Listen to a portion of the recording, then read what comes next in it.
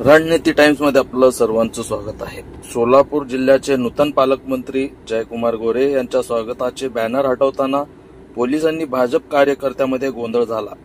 कोणतीही परवानगी न घेता नो डिजिटल झोनमध्ये स्वागताचे बॅनर लावल्याने पोलिसांनी महानगरपालिकेच्या मदतीने ते बॅनर हटवले। यावेळी पोलिसांशी हुज्जत घालणाऱ्या कार्यकर्त्याला पोलिसांनी ताब्यात घेतले आहे। भाजपचे युवा नेते पैलवान प्रकाश घोडके यांनी नूतन पालकमंत्री जयकुमार गोरे यांचा आज सोलापूर दौरा असल्याने 7 रस्ता या ठिकाणी भले मोठे स्वागताचे बॅनर लावले होते, परंतु त्या बॅनरची परवानगी नसल्याने आणि 7 रस्ता हा परिसर नो डिजिटल झोन असल्याने पोलिसांनी कारवाई केली। यावेळी घोडके यांनी या कारवाईला विरोध करताना पोलिसांनी घोडके यांच्यात वाद झाला।